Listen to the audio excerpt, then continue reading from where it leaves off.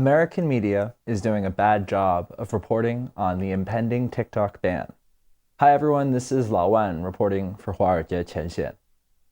This week, House Republican leaders will move to pass a bill that will ban TikTok in the US if its parent company, ByteDance, refuses to sell the platform, or if the Chinese founders of ByteDance refuse to sell their shares in the parent company. According to the New York Times, the bill has received bipartisan support, quote, during an election year in which members of both political parties are eager to demonstrate a willingness to be tough on China, end quote. ByteDance is registered in the Cayman Islands and headquartered in Beijing. It also owns Douyin, TikTok's Chinese analog. According to TikTok's website, 60% of ByteDance is owned by global institutional investors like BlackRock, General Atlantic, and Susquehanna International Group, 20% by the company's founders, and another 20% by its employees. TikTok, a subsidiary of ByteDance, is headquartered in Los Angeles and Singapore. Its CEO, Chu Shouzi, or Zhou Shouzi in Mandarin, is from Singapore and has already testified for a hearing held by the United States House Energy and Commerce Committee. Republicans are pushing to ban TikTok for two main reasons. First, they are concerned with the possibility that TikTok may be disseminating propaganda on behalf of the Chinese government. And second, they are worried that TikTok may be collecting users' data for the Chinese government.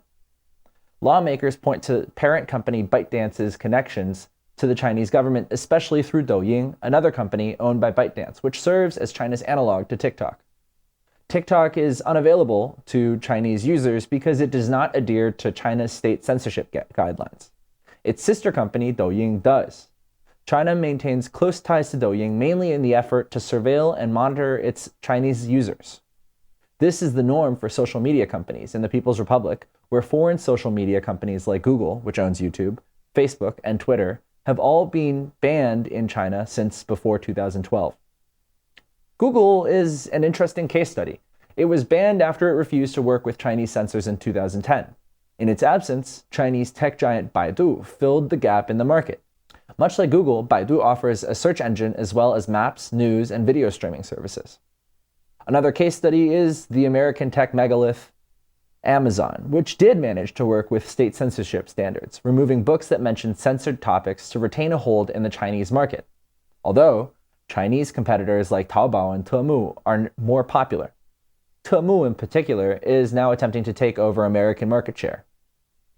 Perhaps an unintended effect of China's ban on American social media companies was that a slew of homegrown social media companies flourished in the gaps left by their American counterparts.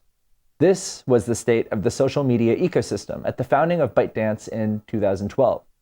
Douyin was launched in China in 2016 and gained 100 million users in its first year. TikTok was launched in 2017 as Douyin's global counterpart. So, what's missing in American media coverage of the impending ban on TikTok? The New York Times article does not mention this, but lawmakers expressing concern at the possibility that TikTok may serve as a platform for Chinese propaganda are brushing up against a larger, looming problem in American politics. That is, that Americans' free speech is increasingly happening on platforms that are privately owned and controlled by billionaires. These platforms amplify and silence speech through algorithms that are, for the most part, opaque to their users. TikTok is one example of this that has drawn lots of attention because of its ties to China. Also missing in the New York Times article is the efficacy of the ban. Will the ban work? There are technical problems with the ban aiming to pressure ByteDance to sell its stake in TikTok. The US is the country with the most TikTok users, at 148 million. That is a sizable share of TikTok's user base, and likely what legislators are trying to leverage when they threaten to ban TikTok.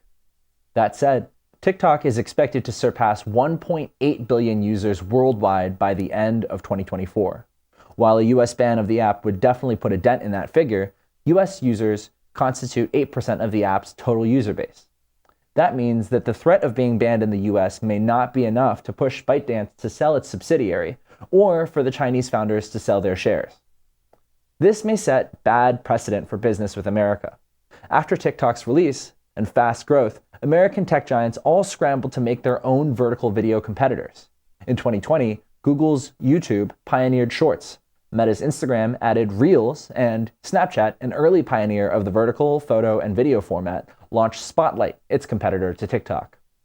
The ban on TikTok could be perceived as a protectionist policy that will benefit domestic American social media platforms.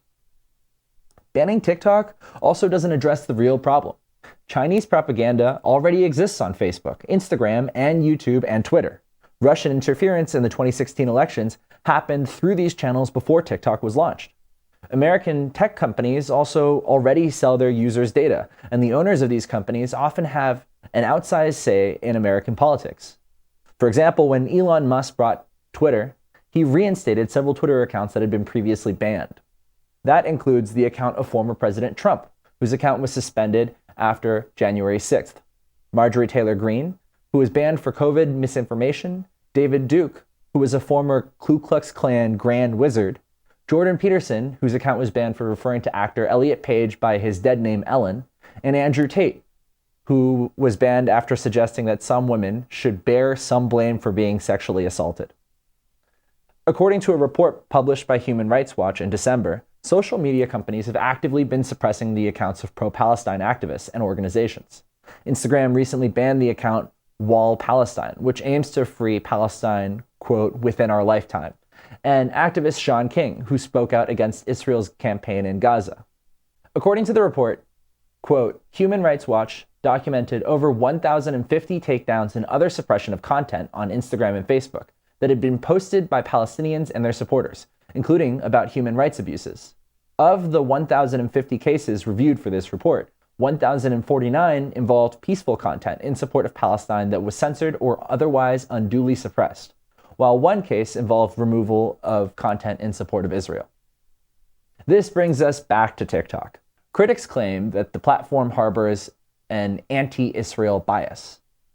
Tech venture capitalist and former executive of dating app Tinder, Jeff Morris, is one such critic that has accused TikTok of promoting pro-Palestine content while subduing pro-Israel content. This is Morris's tweet, and it was shared by Republican Senator Josh Hawley of Missouri, one of the most vocal proponents for a TikTok ban.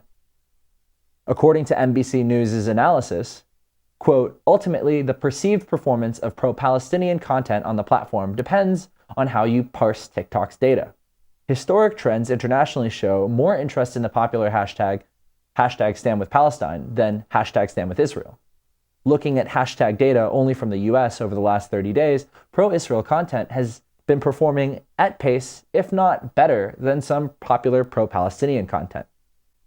Although TikTok and other social media companies all have publicly available community guidelines, the way these guidelines are enforced is up to each company's internal moderation process. But how the tech giants' algorithms choose what content to pick up and what content to subdue is entirely opaque to users and legislators. It also remains unclear the extent to which China uses TikTok as a platform for its propaganda. Of course, unless by propaganda, lawmakers mean pro-Palestine content. This is a framing which aims to ignore Americans' legitimate concerns for the people of Palestine by claiming that it is a product of foreign influence. In addition, if the goal is to stop the dissemination of Chinese propaganda, it's unclear if banning TikTok will be successful. China will remain free to share propaganda on American-owned social media platforms. Banning TikTok also does little to address the wider problem of privately owned social media companies' influence on American politics.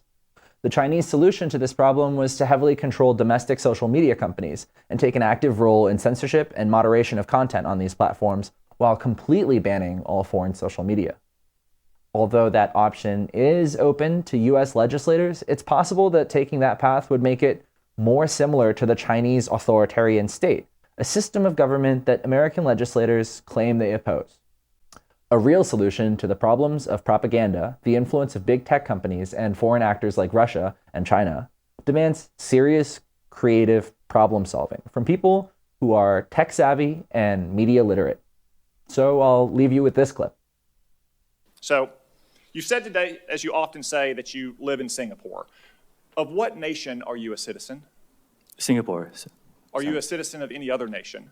No, Senator. Have you ever applied for Chinese citizenship? Senator, I served my nation in asking- Singapore. No, I did not. Do you have a Singaporean passport? Yes, and I served my military for two and a half years in Do you Singapore. have any other passports from any other nations? No, Senator. Your wife is an American citizen. Your children are American citizens. That's correct. Have you ever applied for American citizenship? No, not yet. Okay. Have you ever been a member of the Chinese Communist Party? Senator, I'm Singaporean. No. Have you ever been associated or affiliated with the Chinese Communist Party? No, Senator. Again, I'm Okay. Singaporean. Let me ask you some hopefully simple questions.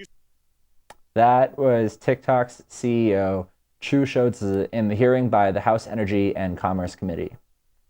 Thank you so much for tuning in. This has been Lao Wan reporting for 华尔街前线. Please like and subscribe, and I hope you enjoyed the video.